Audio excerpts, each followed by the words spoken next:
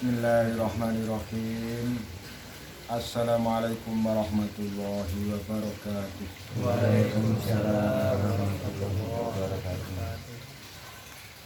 Ila hadrati sayyidina Muhammadin sallallahu alaihi wasallam sayyidina jami'al anbiya'i wal mursalin wa malaikatil muqarrabin bi karamatin syarifin wa asyidin bi barakati jannah asyah wa rasulillah wa jannah al-ilah wa khususan ya Allah bi karamatin mahramin alif wa khususan jalan masyayikhina ya Allah wa jannah al-malaikatil muqarrabin hadir fi hadha majlis bi barakati al-Qur'an.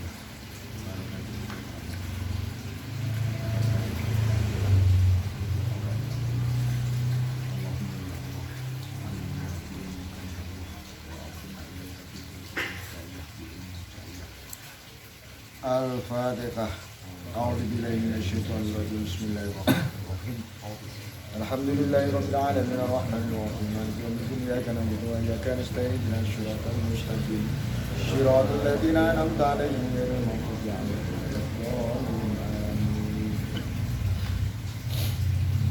Bismillahirrahmanirrahim. Alhamdulillahirabbil alamin arrahmanir rahim maliki yaumiddin. Allahumma sholli ala sayyidina Muhammad wa ala jami'al ummati sayyidina Muhammad. Jim, Allahumma sholli ala sayyidina Muhammad jamil. La haula wa la quwwata illa billah. Alhamdulillah malam hari ini kita bisa istiqomah mengkaji tentang tafsir ataupun takwil dari huruf hijaiyah dengan makna alif sebagai alif Adam Khalifatullah. Sebagaimana kita tahu makna alif Adam sebagai Khalifatullah merupakan simbol bahwasanya Nabi Adam merupakan awal manusia yang diciptakan oleh Allah, yang dibekali oleh sifat-sifat uluhiyah atau sifat rohani atau sir, yang mana sir daripada diri insan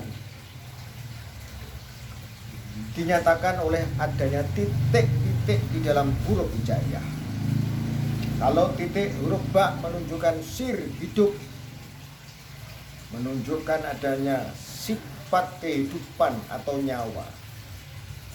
Sedangkan titik yang hadir di huruf ta menunjukkan sir daripada ruh idofi yang membawa kesempurnaan dari sifat-sifat uluhiyah. Sehingga ketika menjadi seorang bakal bayi di makom huruf ta, ruh membawa sifat yang namanya sifat alim dan sifat irodat. Sifat alim ditajali di dalam jasad manusia pada otak dan kecerdasan nalar. Sifat irodat berkehendak ditajalikan di dalam nafsu manusia yang berkait dengan syahwat, yang berkait dengan jasad manusia. Sehingga kedudukan jasad manusia seutuhnya menjadi kerajaannya nafsu atau wilayah kekuasaan nafsu. Sedangkan wilayah kolbu, Allah menganugerahkan yang namanya nurani, cahaya-cahaya ketuhanan, termasuk hidayah, ilham, kesadaran nurani yang menjadi simbol titik ketiga yang ada di huruf sa, titik bagian atas yang menjadi fungsi penyeimbang atau sebagai penguat ketika manusia terjatuh dalam lembah-lembah kebodohan, lembah kejahilan. Maka penyesalan hadir oleh adanya kesadaran nurani yang dihadirkan pada titik huruf sak bagian atas. Dan ketika seluruh titik-titik yang ada di huruf ba, ta, sa berkumpul menjadi satu, menjadi bayi yang lahir dari dalam rahim ibu, wujud seorang bayi mungil menjadi satu kesatuan rasa di dalam jasad. Maka kesatuan titik yang tiga, satu titik nurani, satu titik hayat, satu titik ilmu, satu titik irodat, disempurnakan dengan titik pendengaran sami'an, disempurnakan dengan titik penglihatan basiran, disempurnakan dengan titik kalam pada lisan, maka menyatu sebagai insan kamil, ditunjukkan oleh keberadaan adanya makna dari huruf jim. Sehingga ketika kita memandang huruf jim, memakrifati huruf jim di dalam makom hijaiyah alif adam khalifatullah, huruf jim inilah simbol kelahiran manusia ke alam dunia. Perpindahan dari alam rahim berpindah ke alam bumi.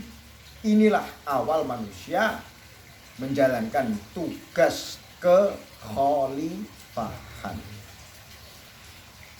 Ketika manusia dilahirkan dari perut ibu menjadi seorang manusia dengan simbol huruf jim, ketika ruh ditajali di dalam janin bayi usia 3 bulan, ketika itu kesadaran ruh ketika masuk dalam jasad yang terlahir terlupakan akan perjanjiannya dengan Allah. Ketika di alam ruh ditanya, alastu birobikum, qalu bala syahidna. Bukankah aku ini Tuhanmu? Ruh sebelum masuk jasad menjawab, benar, dan kami menyaksikan engkau adalah Tuhan kami. Maka ruh dimasukkan ke dalam janin, menyatu dengan nyawa, jadilah janin itu hidup dengan nurani naluri seorang bayi. Ketika lahir semua dilupakan. Inilah ujian awal ketika seorang bayi terlupakan akan perjanjiannya dengan Robnya. Maka inilah fungsi-fungsi Allah membekali bayi dengan pendengaran, dengan penglihatan, dengan pemikiran, dengan hati nurani. Bayi diberi bekal modal bagaimana untuk bisa sadar kembali berketuhanan. Sehingga modal sifat 7 ma'ani menjadi alat bagaimana diri manusia bisa kembali kepada Allah. Sehingga manusia yang telah terlahir menjadi manusia dengan kesempurnaan 7 sifat ma'ani itu yang ada di dalam jasad manusia di makom huruf jim mulai membawa makom awal sebagai insan kamil.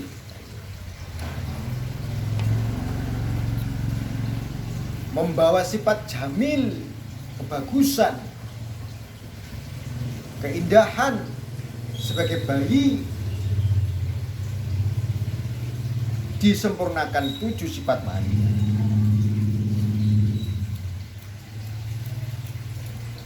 Sehingga ketika diri telah terlahir, semua yang datang dari alam azali terlupakan tentang perjanjiannya dengan Allah. Setelah itu, ketika bayi mulai beranjak dewasa, cara berpikir sudah aktif, ego diri sudah mulai hadir. Disitulah seorang manusia menyadari akan eksistensi dirinya dengan mengatakan di dalam dirinya adanya pengakuan aku, saya, ingsun. Inilah kesadaran diri manusia di huruf jim.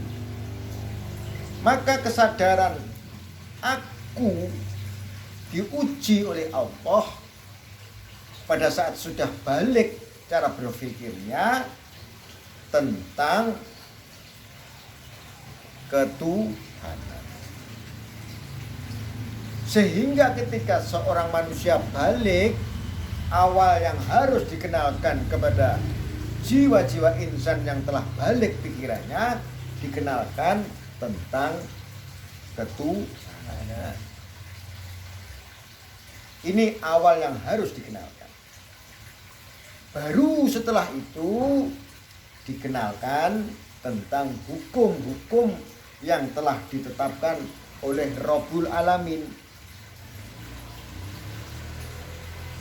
Maka ketika sifat balik manusia ini tidak terfungsikan, daya nalar berpikir tentang hakikat ketuhanan, ketika akal tidak dibiasakan berpikir tentang hakikat ketuhanan, maka manusia jarang sekali untuk mengenal yang namanya Tuhan. Jadilah berangsur-angsur bertahun-tahun sampai cara berpikir yang terbiasa tidak mengenal adanya Tuhan. Ini yang menjadi cikal bakal manusia lupa dan terlupakan hingga akhirnya ingkar kepada Allah yang Maha Gaib. Maka awal kesadaran seorang manusia di makom huruf jim ini yang harus dibangkitkan adalah satu. Ketika manusia sudah cerdas di dalam berpikir, ketika manusia sudah cerdas di dalam menganalisa, manusia pertama yang harus dipikirkan atau dikaji adalah bagaimana cara untuk mengenal kepada Rabbul Alamin.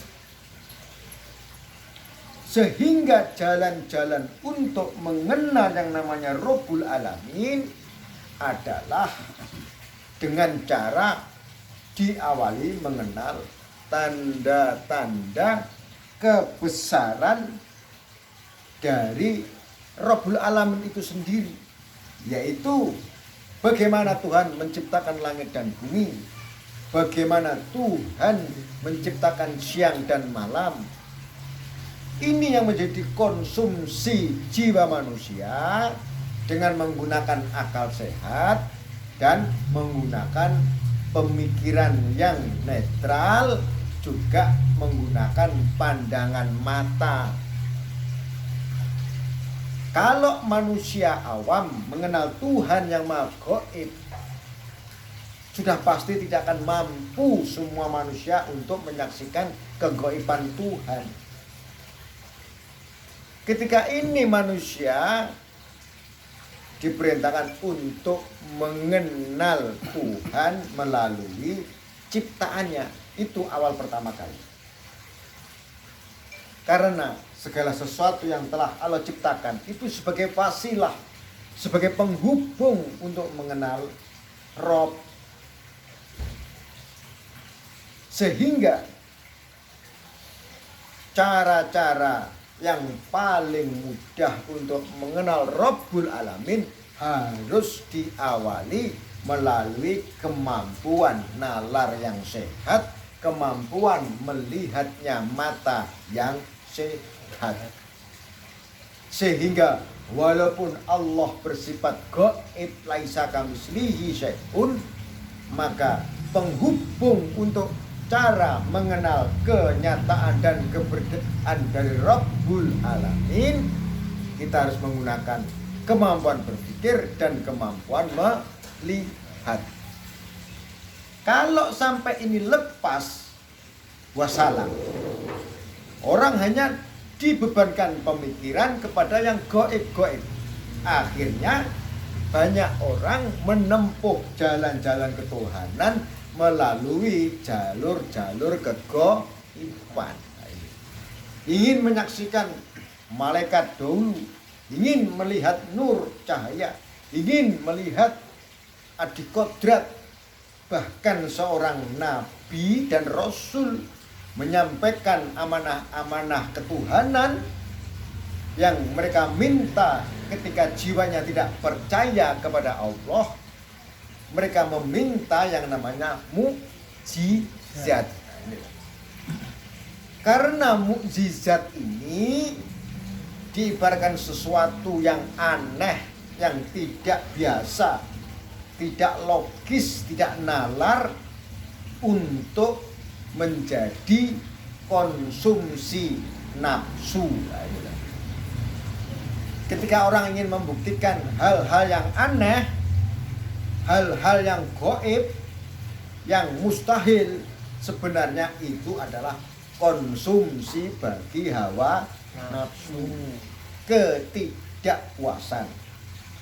Tapi ketika nafsu mau menyadari, dididik oleh cara berpikir yang benar, maka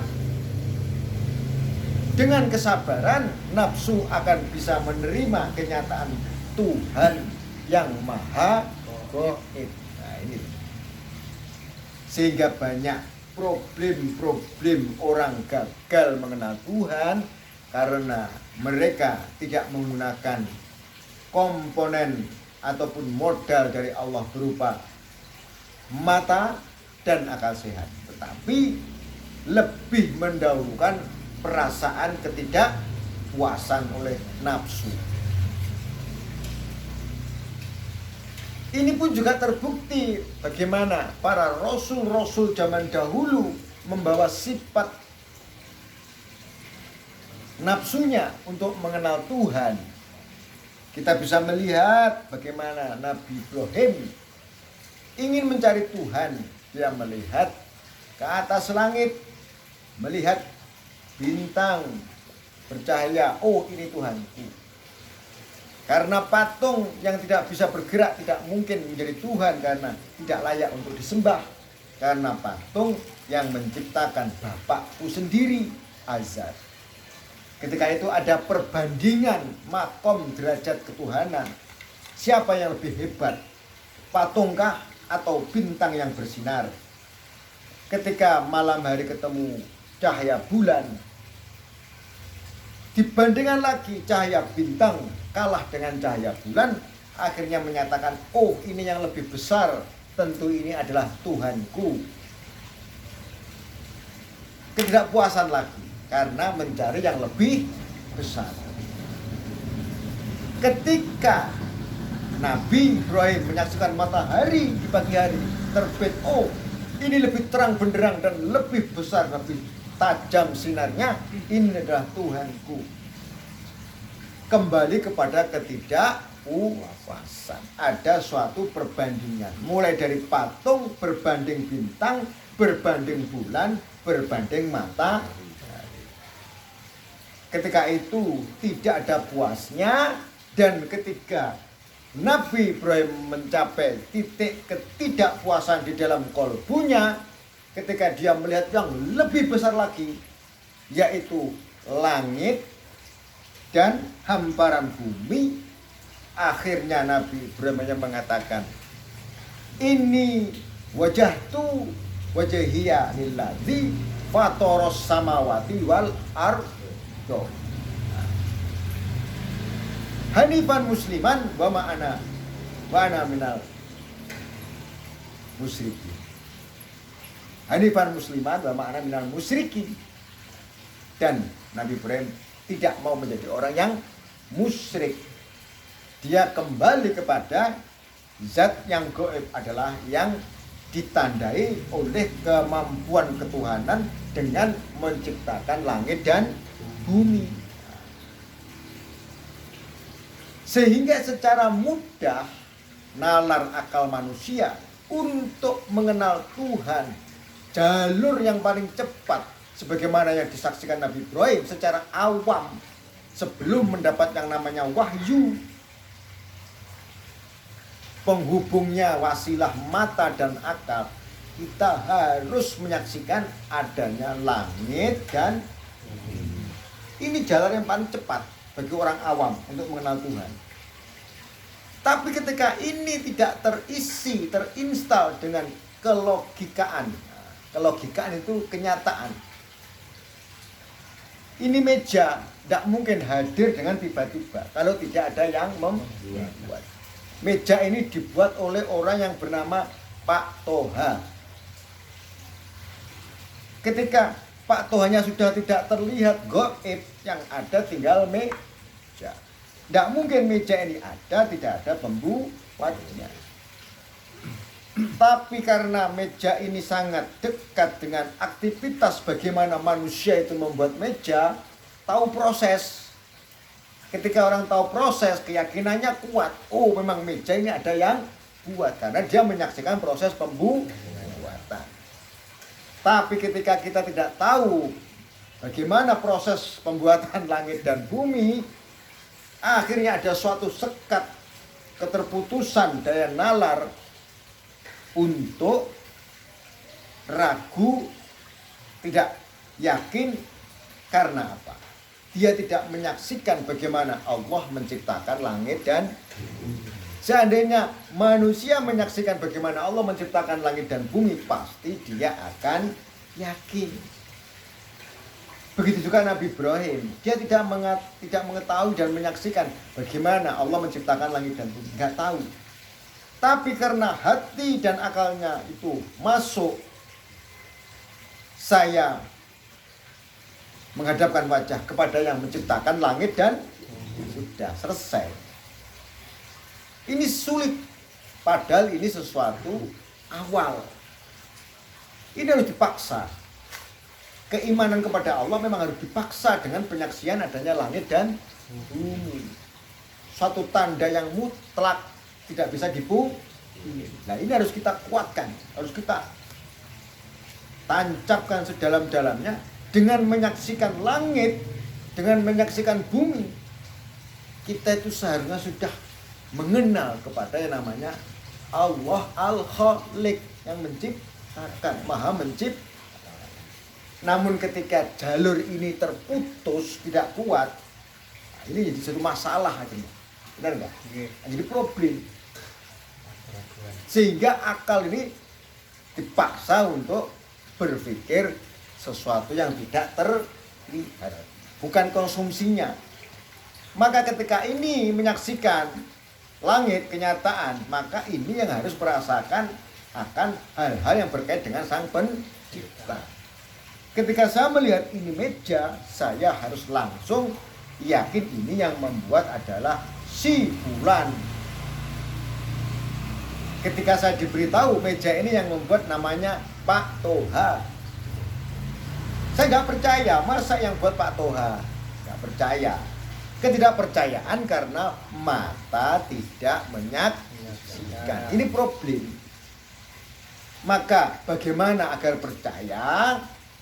Ketika mata tidak menyaksikan, diwakilkan oleh pandangan rasa, pandangan hati, pandangan naluri, yang dikuatkan oleh yang namanya logika. Jadi logika itu juga suatu menjadi pandangan mata akal sehat. Kemampuan akal melihat, kemampuan akal menganalisa, itulah yang namanya logika. Kalau orang jarang bermain logika, maka ini lama-kelamaan akal sehatnya menjadi tumpul. Akhirnya sering menggunakan jalan pintas. Nah, jalan pintas karena akal tidak bisa berlogika, ujung-ujungnya menggunakan yang namanya perasaan. Jadilah ketika ingin beriman, meminta yang namanya mukjizat, karena benar-benar nyata di dalam mata. Ini yang menjadi penyakit orang-orang zaman dahulu. Dan itu ketika Nabi Muhammad pun sudah menunjukkan mukjizat di hadapan orang-orang kafir Quraisy dengan membelah bulan, tetap tidak dipercaya. Seakan-akan itu adalah sihir. Dan ketika Nabi Musa pun telah melemparkan tongkat menjadi ular dan memakan ular-ular penyihir Fir'aun tetap ingkar, itu sihirnya Musa lebih hebat. Tapi para penyihir Fir'aun tahu ini bukan sekelas sihir, ini adalah kelas mukjizat, hanya Tuhan yang bisa. Itulah akhirnya para penyihir Raja Fir'aun menyatakan bahwasanya mereka beriman kepada Tuhannya Nabi Musa. Sehingga ketika menyaksikan, mata hatinya membenarkan, jadilah iman hakul yakin. Bagaimana ketika kita tidak menyaksikan, apakah bisa menjadi iman hakul yakin? Caranya harus dipaksa. Itu. Karena penyakit nafsu, kalau dibiarkan lama-kelamaan akan selalu protes. Iya kan Pak? Protes nafsu itu. Maka di dalam hal iman, ketika kebenaran sudah masuk di dalam akal sehat, nafsu harus dipaksa. Karena apa? Kebenaran sudah terjawab. 1 ditambah 1 adalah 2. Tapi 1 ditambah 1 bisa menjadi bermacam-macam angka gara-gara mengikuti perasaan. Sesuatu yang pasti jadinya tidak pasti. Ya, itu penyakit nafsu. Sehingga cara menghantam nafsu yang selalu bermain dengan keinginan dan ketidakpuasannya, dihadapkan yang namanya ilmu. Oleh kecerdasan akal berlogika, jadilah yang namanya ilmu yakin berangkat dari ilmu yang sudah hak, ilmu yang sudah pasti dan sudah diuji kebenarannya oleh daya nalar dan logika. Bahkan ditambah dengan ilmu filsafat ketuhanan. Itu pakai ilmu yakin. Posisinya di sini. Kadang orang sudah mendapatkan ilmu yakin, tapi ketika nafsu masih protes, ini tidak bisa masuk. Ilmu yang sudah ngumpul di dalam akal sehat ini tidak bisa masuk. Karena ini menahan, menolak. Penolakan nafsu karena apa? Dia belum memerintahkan matanya untuk menyaksikan. Ini penyakit. Maka cara kinerja mata untuk menyaksikan dihadapkan kepada apa-apa yang telah Allah ciptakan.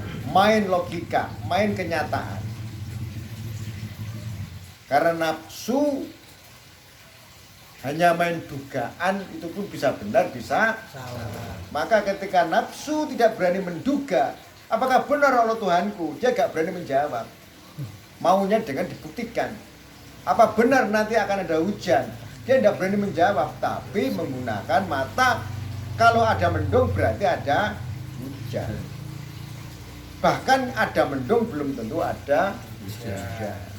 Tapi kalau orang ahli ilmu, pakar-pakar astronomi, pakar-pakar ilmu geologi, tanpa dia melihat dengan mata, dengan prediksi suhu sekian, arah gerak angin ke utara, angin laut masuk membawa panas udara, akhirnya membawa uap-uap air dari lautan, dihitung pakai perhitungan astronomi dan geologi, para pakar ilmu yakin nanti jam 2 siang akan turun hujan. Itu ilmu yakin. Yakin. Para pakar itu termasuk hisab, yakin dihitung besok tanggal 1 Awal.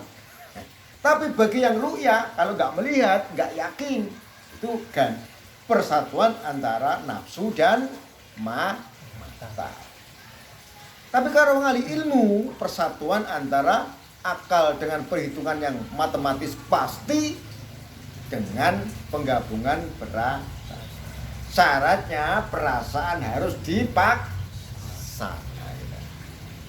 Kalau perasaan nggak dipaksa, selamanya dia akan selalu protes. Itulah cikal bakal yang menjadi yang namanya keraguan. Ya kan? Paham ya? Keraguan.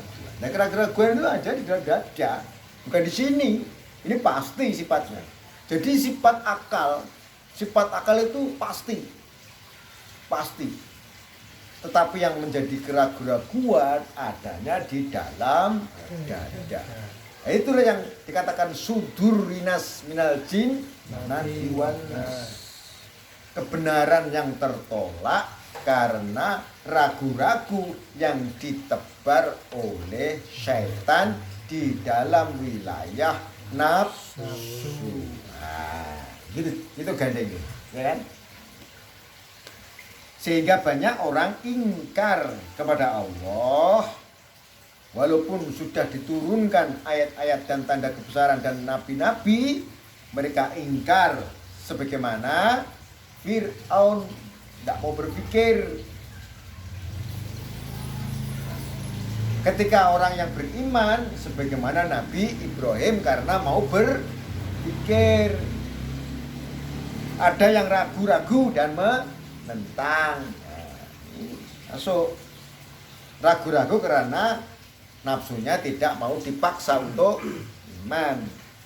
Sehingga bentrok perasaan, jadilah penolakan, jadilah egoisme, membawa pembenaran sendiri, akhirnya tidak mau dijelaskan, jadilah pertentangan batin, berjamaah, jadilah kubu orang ahli beriman sama orang yang ingkar dan ragu-ragu, jadilah pertentangan, jadilah pertempuran. Nabi Musa dengan Bani Israel, Fir'aun dengan bala tentara. Nabi Muhammad dengan sahabat-sahabatnya, Abu Jahal dengan kaum kafir Quraisy. Nabi Muhammad sabar, dia mempertahankan keimanannya, tapi si Abu Jahal, Abu Lahab, dia mengintervensi, terus menggejolak, gak terima, goyang, akhirnya bertahan sampai membela nyawa biar tidak dibunuh. Jadilah perintah Nabi Muhammad disuruh hijrah, menyelamatkan nyawa. Karena menyelamatkan nyawa hukumnya wajib, baru membangkitkan iman yang ada di dalam qalbu. Itulah kenyataan proses manusia di huruf jim. Dikunci yang namanya akal sehat, dikuatkan yang namanya rasa jiwa, sehingga ketika ini bersatu berhasil melewati makom jim. Jika tidak, wassalam, akan selalu keraguan. Selanjutnya Jelaskan di dalam Al-Quran, tiap-tiap yang berjiwa akan merasakan mati. Kami akan menguji kamu dengan keburukan dan kebaikan sebagai cobaan yang sebenar-benarnya. Dan hanya kepada kamilah kamu dikembalikan. Sehingga ketika manusia itu lahir di bumi membawa makom jin, itulah manusia diuji hatinya, diuji nafsunya oleh Allah dengan berbagai macam gejolak dan ujian. Berbagai macam musibah, berbagai macam masalah, berbagai macam kesulitan, berbagai macam kesenangan. Itu adalah ujian bagi yang namanya hati. Mau jadi apa jiwamu? Baik atau buruk? Karena di dalam jiwa ada yang namanya aku. Keakuan inilah yang menjadi cikal bakal manusia akan menjadi baik atau buruk. Sehingga timbul sifat-sifat ananiah, menjadi sifat-sifat egois, akan timbul menjadi sifat-sifat arogansi. Itulah kenyataan yang ada di makom huruf jim. Maka bentuk huruf jim itu gagah, ya kan? Gagah, kuat, berkuasa, berkemampuan, berkehendak, berintelektual, berbicara. Itulah keadaan awal manusia di huruf jim yang telah lahir sempurna menjadi manusia. Ibarat manusia sebagai makom hewan, tetapi diberi akal dan hati, diberi pendengaran dan penglihatan, serta disempurnakan dengan yang namanya nurani. Namun kenyataan makom ini, manusia banyak yang menunjukkan egonya, keakuan, sehingga dia lupa diri, timbul yang namanya sifat takabur. Nah, takabur ini yang nggak mau ditundukkan oleh perintah, sehingga para nabi, para rasul membawa wahyu dari Allah, diterima oleh jiwa-jiwa yang takabur dan sombong, sehingga pesan-pesan yang tersampaikan hanya dibantah, kalau perlu dimusuhi. Berangkat dari sifat egois, ego diri, berangkat dari adanya sifat ananiyah, keakuan yang sangat kuat, sehingga lupa kepada Tuhan yang menciptakannya dalam keadaan sifat yang sombong, ingkar, lalu kufur, tertutup akan keberadaan Allah Rabbul Alamin yang telah menciptakan dirinya, sehingga menjadi tidak mengerti kepada kenyataan adanya Tuhan yang Maha Gaib,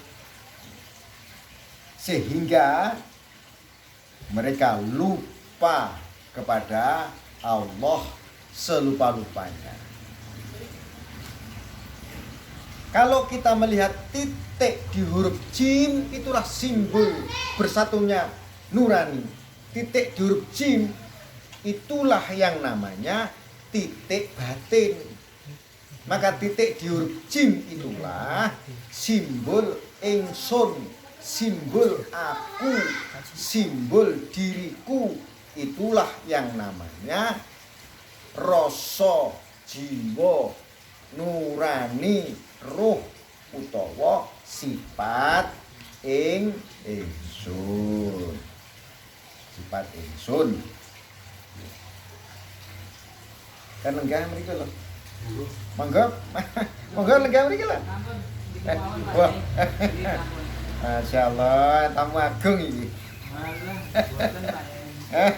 Kayane. Alhamdulillah dirawi tamu aku. Monggo nderekaken ngaos nggih. Nggih. Nah, monggo kita lanjutaken.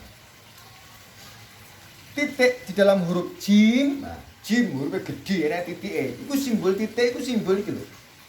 Jiwa. Murane huruf jim dadine jiwa. Nah, menunjukkan keakuan diri di dalam sifat kuwasane nafsu. Anania. Diri, keakuan, aku itu yang ada di dalam jiwa. Maka dicontohkan oleh Fir'aun, contohnya Fir'aun lan rojo-rojo sing dolim koyok Namrud, seperti Namrud yang tidak mendapatkan hidayah sebab saking takabure. Nah iki lho sing ngarai. Mukane lek wong takabur, wong sombong iki dikandani ora tau gelem manut. Wong aku luwih pinter kok dikandani. Ya wis sapa kok kandani aku? Nah, ilmumu apa? Nah, contohnya seperti halnya Nabi Muhammad yang ummi diangkat menjadi nabi, yang pertama kali ingkar adalah orang yang paling cerdas di dalam pemikirannya adalah Abu Jahal. Abu Jahal itu cerdas, pinter. Maka orang-orang yang paling ingkar adalah orang yang memiliki kecerdasan keilmuan, tapi di dalam hatinya ada sifat sombong, ada sifat takabur. Nah itu loh. Mulane wong sombong, makanya wong sombong iku dituturi malah nyadoni. Kandani malah ngandani. Lho sing penak bagaimana? Musyawarah. Tapi kalau orang cerdas, takabur, enggak ada musyawarah, ya enggak? Aku kok diwarai. Aku kok dikandani. Urung-urus salah. Ya kan? Itu kabur. Muhammad wis salah. Kudune sing pantes dadi nabi ku aku Abu Jahal, tunggal Bani Abu. Ya kan? Masih pamane Abu Jahal itu. Krana rumangsa takabur, akhire ora trimo Nabi Muhammad diangkat dadi nabi sing pantes kudune Abu Jahal. Iki penyakit nafsune Anania, takabure Abu Jahal. Namun jika seandainya Allah memberi hidayah, ya iman. Tapi kenapa hidayah itu masuk kok mental? Hidayah itu seperti air hujan. Hidayah. Tapi hidayah yang nggak bisa masuk ke dalam kalbu karena mereka itu menutup diri. Begitu menutup diri bertumpuk, terkunci. Ya sudah, hukum Allah berjalan. Sampah itu kalau bertumpuk-tumpuk lama-lama akan menjadi bukit sampah. Kalau kita nggak terbiasa mengambil satu,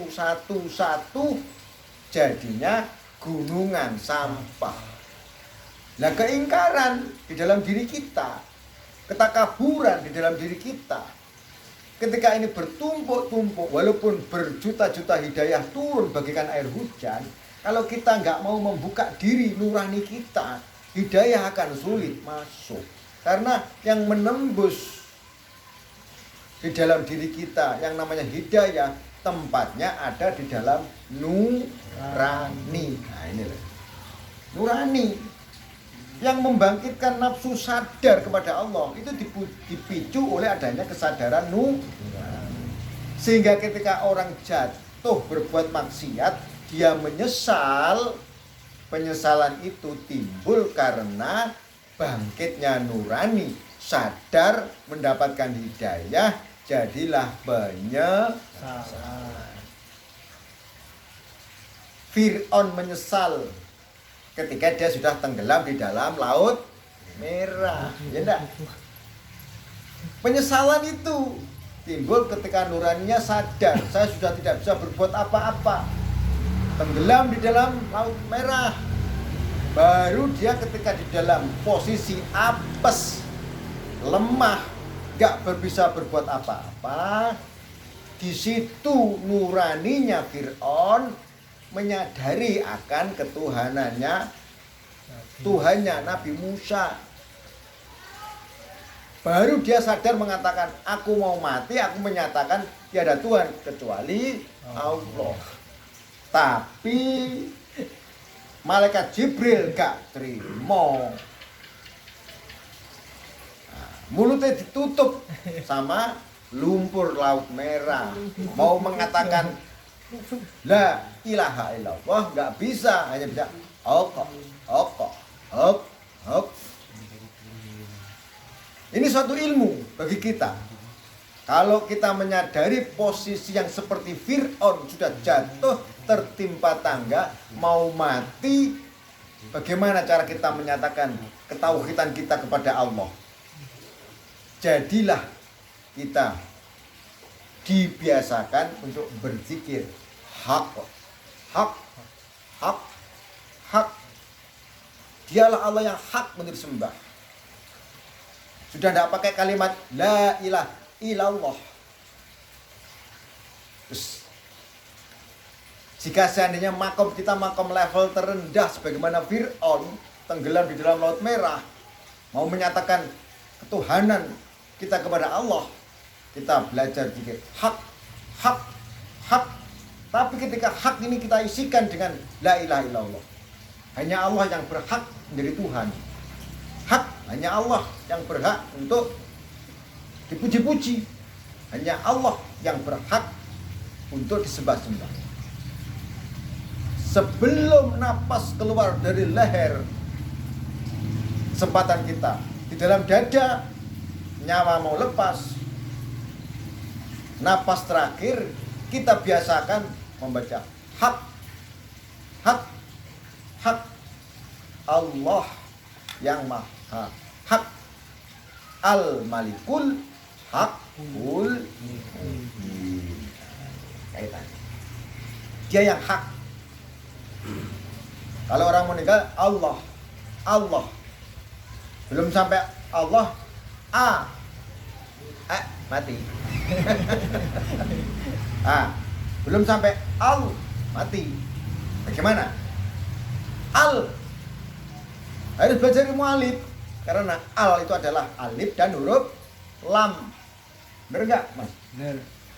Kalau kita memahami sifat alif, sifat hak, ketunggalan Allah, keesaan Allah, lam dengan sifat Allah, alif dan lam adalah Allah dan sifatnya, bisa dikatakan al mati, tek, sudah bertauhid. Tidak harus menunggu Allah.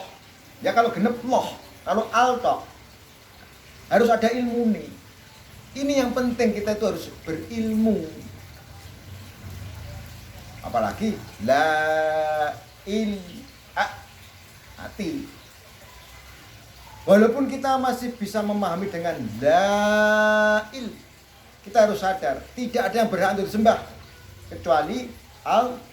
Ini semua huruf-huruf, semua kalimat yang berkait dengan tauhid harus diisi ilmu tauhid. Kalau enggak, selamanya kita hanya membaca, yang kadang-kadang menjadi ketakutan ketika kita membaca la ilah, meninggal, berarti tidak ada Tuhan.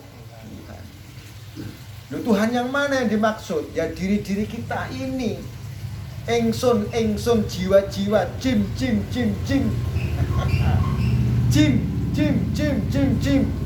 Sampean, kamu, Anda sekalian yang memiliki sifat aku, yang membawa benih-benih sifat ketuhanan kecil, Tuhan kecil sekelas Fir'aun, ketika mengatakan la ilah, dia harus sadar diriku bukanlah Tuhan seperti Fir'aun. Ya. Fir'aun harusnya tahu la ilah, aku bukan Tuhan, aku manusia. Sehingga ketika kita mengatakan la ilah, tidak terputus sama dengan hak Allah. Pas Fir'aun hanya bisa mengatakan hak. harusnya dia belajar ilmu hak. Belajar ilmu hak ke Nabi Khidir, ya kan? Mungkin Nabi Musa kan nggak mengajarkan, karena Nabi Musa mengajarkan la ilaha illallah, sehingga mendapatkan ayat inani anallah la ilaha illa nah fa'budni aqimi sholatan li dzikri. Tapi kalau yang hak harusnya berguru Nabi Khidir. Cuma Nabi Khidir nggak memetuhi Fir'aun. Lah Nabi Khidir menemui Nabi Musa. Dan seharusnya Nabi Musa untuk menyempurnakan kalimat la ilaha illallah dengan bikin hak, ya kan?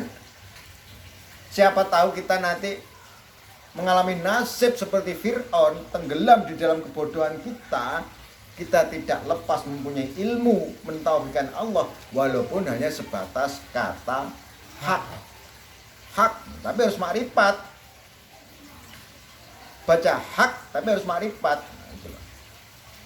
Kesimpulannya setiap apa yang terucap harus diiringi yang namanya ilmu. Ini penting. Ucapan itu harus berkait dengan ilmu.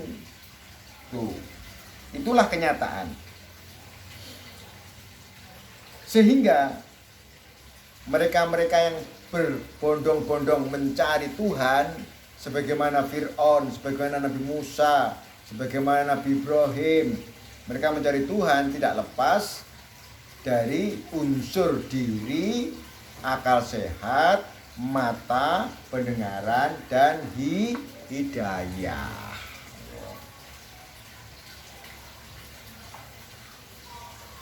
Huruf jim menjadi simbol manusia yang gagah, manusia yang tegak dengan jasad pundak, dengan kepala dan titik kekuasaannya di dalam jiwa. Maka di bumi ini insan diuji berbagai keadaan oleh Allah untuk diproses sifat-sifat jim apa yang akan tumbuh, karena di dalam diri jim itu ada sifat-sifatullah. Kalau kita melihat 99 sifatullah itu ada di dalam diri. Ar-Rahman, Ar-Rahim, Al-Malik, Al-Qudus, As-Salam, Al-Mu'min, Al-Muhaimin. Coba dicari di dalam diri.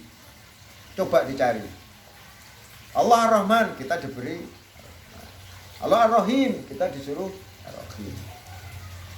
Bahkan Allah As-Sabur, kita juga disuruh ini titik. Walaupun satu titik di huruf jim itu membawa 99 sifat Asmaul Husna. Tapi itu bisa tumbuh atau tidak.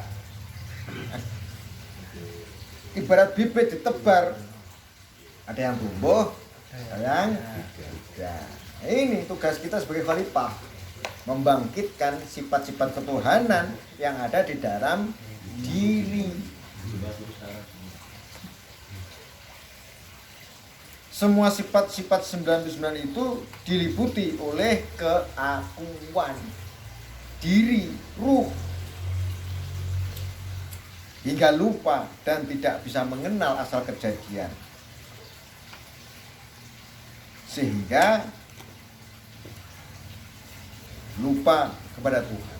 Maka kita diawali mengenal asal kejadian diri yang batin dan yang diri dohir berasal dari setetes air mani Nabi Adam.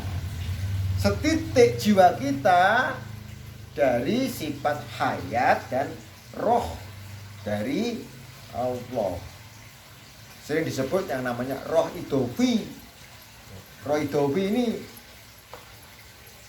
membawa sifat-sifat ketuhanan. Kalau roh jasmani atau roh hayati membawa sifat-sifat penghidupan bagi kelangsungan biologisnya jasad.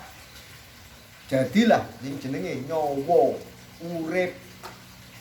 Wong urip kudu urup. Lek urip iku sing jenenge anane nyawa, lek urup anane urupe sifat-sifat kepengeranan yang dibawa oleh yang namanya ruh. Nah, iki lho. Ben beda, iki ruh, iki nyawa. Nyawa iki ada, ruh isi. Nah. Lek ngono, Sing iso tukul isine apa adae? Isi, ya ruh. Tumbuh yang namanya bibit-bibit sifat Rahman, Rohim, As-Salim, Al-Qudus. Al-Qudus contohnya wong kon kudu membersihkan hati. Al-Qudus, As-Salam, dadi wong sing tukang nyelametne wong, memberi keselamatan kepada orang banyak. Al-Mukmin, mengamankan. Al-Hakim, bijaksana. Itu biji yang ada di dalam wadah, ruh. Sedangkan nyawa adalah wadah. Jadi nyawa itu wadahnya ruh, sehingga nyawa itu menyatu dengan jasad bayi, jadilah wadah. Diisi ruh. Ruh ini yang harus tumbuh sifat-sifat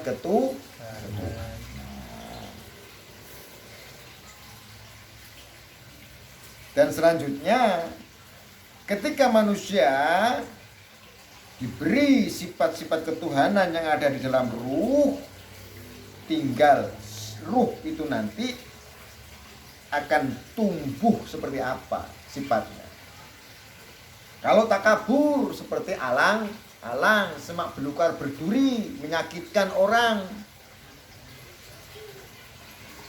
Lantas bagaimana sifat takabur itu harus berwujud? Sifat takabur diibaratkan buah-buahan yang tertanam di dalam tanah, harus di bawah, merendah. Kalau kependem, akar-akaran, ubi-ubian, itu simbol sifat takabur yang harus ditanam di dalam tanah. Sifat bagus, Rahman Rahim, ibaratkan buah-buah yang mengeluarkan biji-biji benih yang sudah tua, menguning masa. Itulah simbol-simbol daripada tumbuhnya sifat-sifat ketuhanan. Ibarat bibit 99 begitu tumbuh sesuai dengan tempatnya. Kalau yang takabur di bawah, kayak ubi-ubian. Kalau yang bagus-bagus harus dimunculkan, kayak buah-buahan, pisang, apel, anggur. Itu yang As-Salam, Al-Mukmin, Rahman Rahim, Ar-Razzaq, Al-Hakim harus nyata, kelihatan. Tapi kalau takabur, ya kan, harus di As-Sobar, bagaikan apa? Pohon kuat. Bagaimana pohon itu akan mengeluarkan buah jika tidak ada batang? Batang itu diibaratkan kesabaran. Jejak sing kuat, sobar, untuk mengeluarkan yang namanya daun-daunan dan buah-buah. Bisa juga sabar itu masuk di bawah akar. Bersatunya akar dan batang itu adalah kesabaran. Sehingga akar yang menjadi sebuah buah, itulah buah dari kesabaran, tidak boleh takabur. Alhamdulillahirabbil alamin. Demikian kajian huruf jim, sekilas bisa menjadi wacana buat kita. Selanjutnya nanti ada waktu kita lanjutkan. Semoga kajian jim pada malam hari ini diridai Allah, menjadi suatu ilmu yang bermanfaat, menjadi suatu ilmu yang ringkas untuk dimudahkan bagi kita untuk menghafal dan mengingatnya. Memakrifati huruf jim, kita harus bisa memakrifati perbuatan apa yang harus kita jalani sehari-hari. Meringkas ilmu bahasanya. Alhamdulillahirabbil alamin. Bismillahirrahmanirrahim. Allahumma sholli wa sallim ala sayyidina Muhammad. Allahumma ya Allah alimna ya Rabbi barakatuh ini jalla. Allahumma ya Allah arifna ya Rabbi barakatuh sir ini jalla. Allahumma ausina ilaika bi barakatuh jalla. Allahumma nawwir qulubana bi nuril jalla. Allahumma ya Allah salimna nafati dunya wal akhirah bi barakatuh qulub jalla. Ya Allah ya Rahman ya Rahim ya Rahman balikna ya Allah ya alim jalla. Ala jami'al umat sayyidina Muhammad wa fi hadha akhir zaman ya Allah ya Allah ya Allah ya Nasir alimna ya Allah alimna ya Allah alimna ya Allah Alimna wa salimna ya Allah bisalamin rahim ila fi yaumil qiyamah ila fi jannah fi rahmatillah ya Allah. Subhana rabbika rabbil izzati amma yasifun wa salamun alaihi walhamdulillahi rabbil alamin. Al-Fatihah.